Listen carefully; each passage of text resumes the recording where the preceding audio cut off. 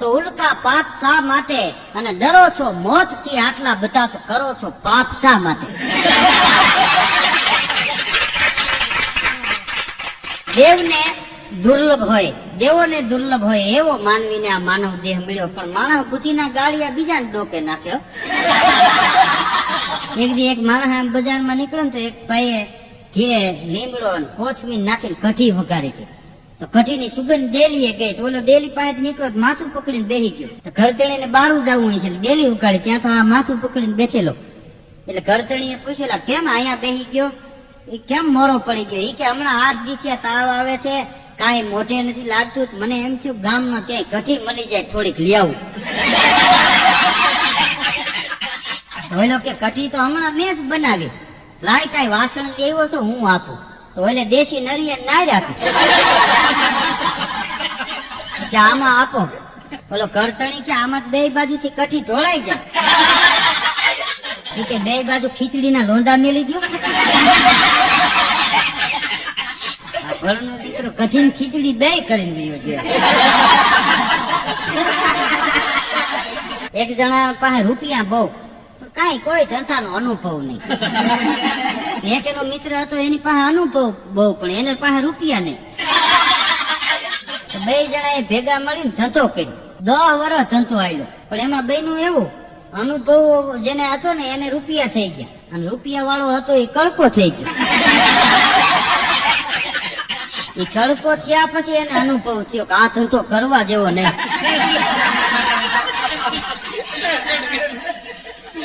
ખરેખર કડકા થાય ત્યાં જ માણસને અનુભવ થાય. માણસના અનુભવ માંથી જ માણસના જીવન બહાર નીકળે. હારી ધરતી વિના હારું અનાજ નો પાકે, એમ હારી સ્ત્રી વિના મહાપુરુષ નો પાકે. કુંભાર કાયમ માટીના લગડા ગધેડા ઉપર હારતો. ગધેડાનું હલકું હોય ને એક દી હલકો વિચાર આવ્યો, આમ બરોબર લગડું કુંભારે પહેર્યું ને તો ગધેડો લાંબો થઈને હુઈ ગયો.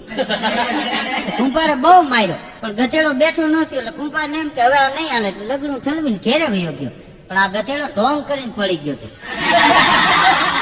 કુંભાર વયો ગયો પછી ગધેડો બેઠો થયો. પછી તો નિવૃત્ત થઈ ગયો, મન પડે ત્યાં ચારો ચરી આવે, તાજો માજો થઈ ગયો. એક દી ચારો ચરી પાણી પી નદીની રેતીમાં હૂતો હતો. એમાં બપોરને ટાણે કોઈ ખેડૂએ હાથેથી બળદ છૂટા કર્યા, અને બે ધોરિયા બળદિયા નદીને આરે પાણી પીવા આવ્યા. ગધેડાએ જોયું, ઈ કે આવા દેહ મળ્યા છે ને હું હાવ છોતા જેવા થઈ ગયા. બળદિયા કે અમારા શરીર એવા જ હોય. કે કેમ? કે નવખંડ ધરતી અમારે ખેડવાની, અમારો ખેડૂ પાણી પાય ત્યારે અમારે પાણી પીવાય.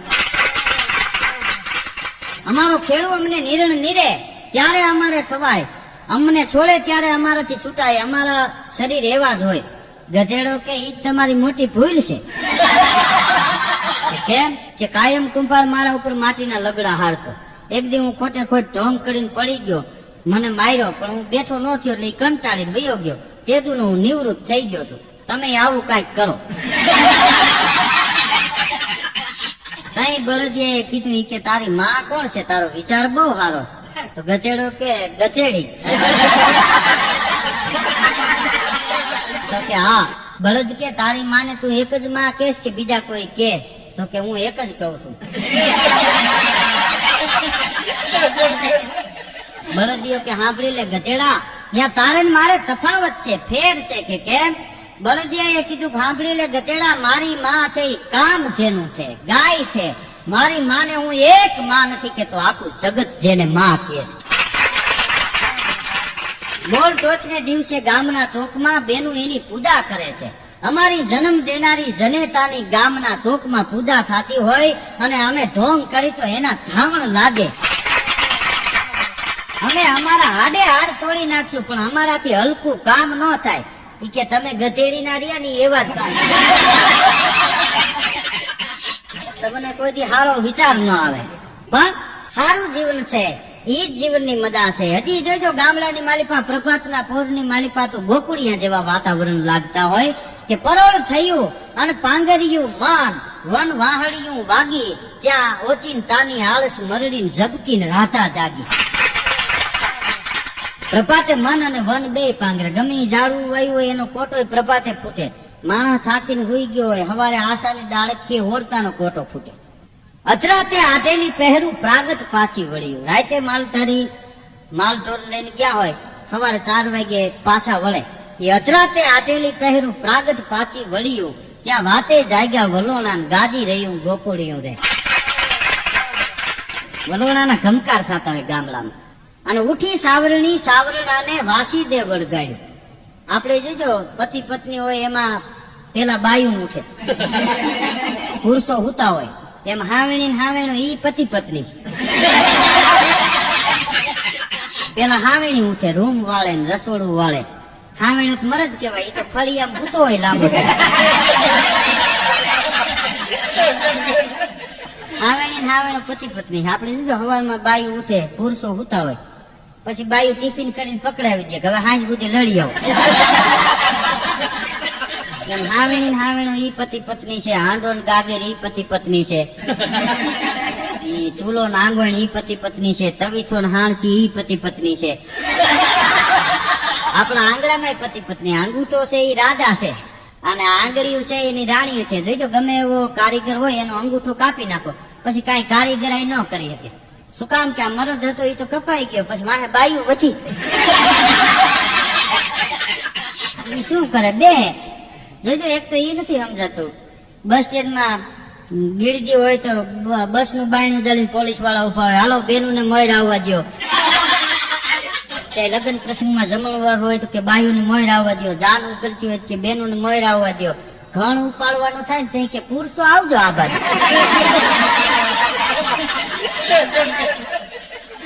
અહીં આપણને એમ થાય હજી આપણી કિંમત છે અહીં.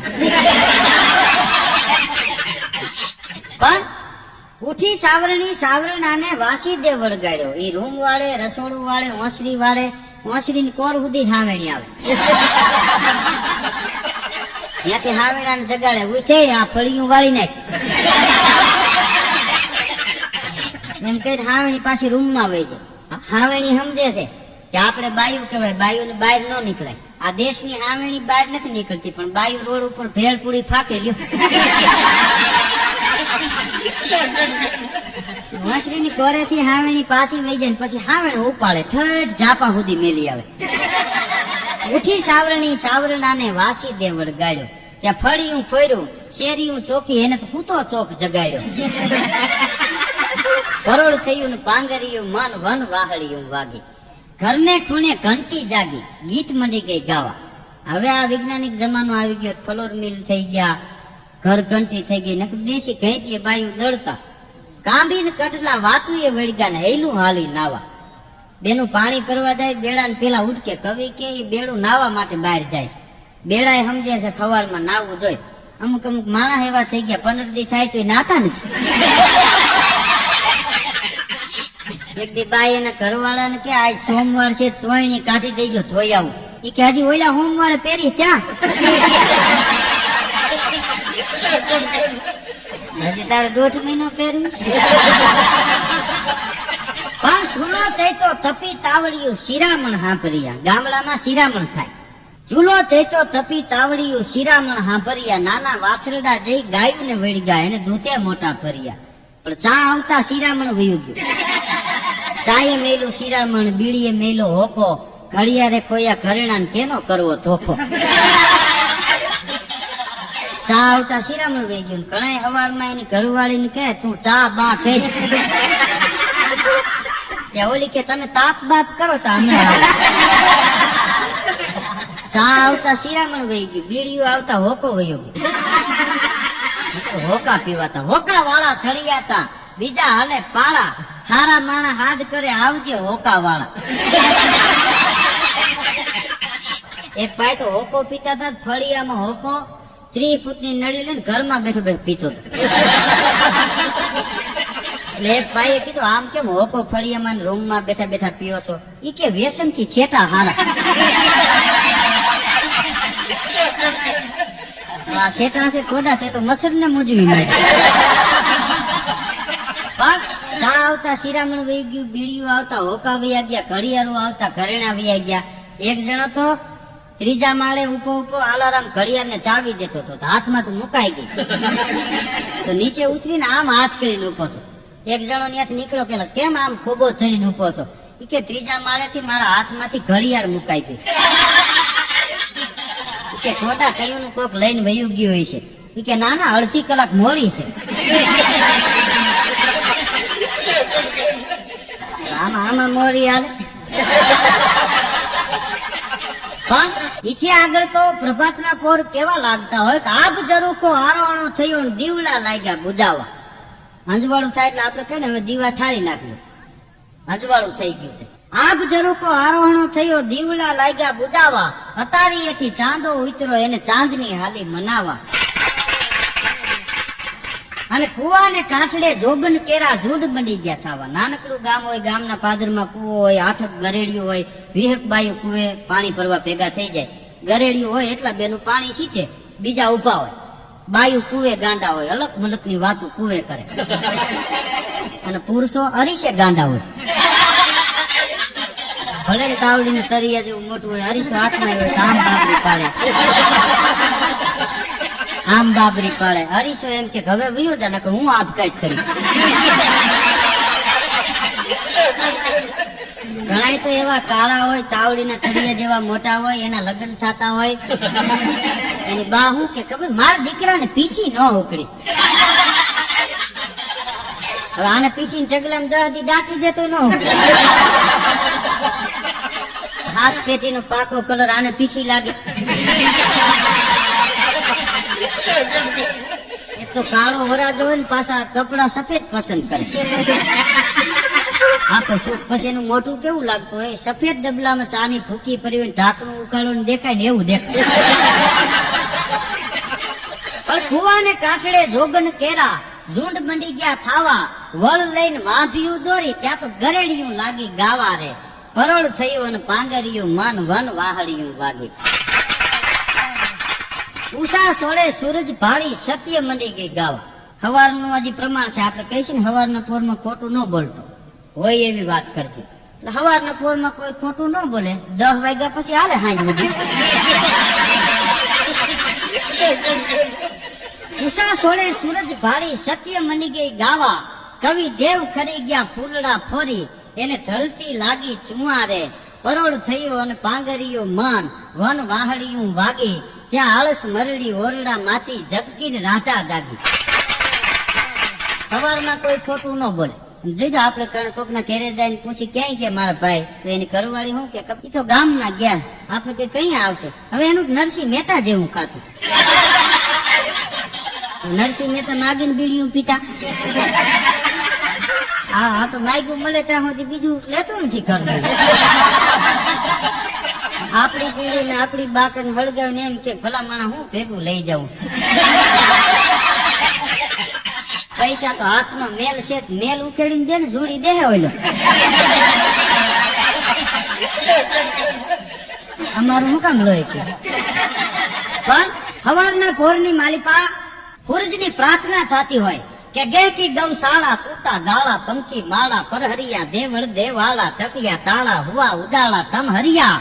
ઈ વાયગા જલ રાળા નાદ વડાળા સાધ સગાળા સદસેવા જય જય જગ વંદન કશ્યપ નંદન દલિત નિકંદન રવિ દેવા.